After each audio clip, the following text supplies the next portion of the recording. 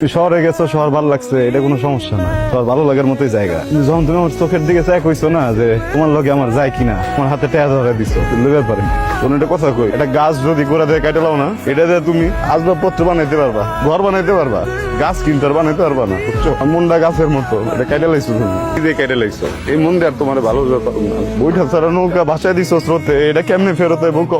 আইতে তো চাই, কিন্তু বইটা তো নাই আমার কাছে। আমি তোমার অনেক ভালোবাসি, আগে যেমন বাসতাম এখন আরো বেশি বাসি।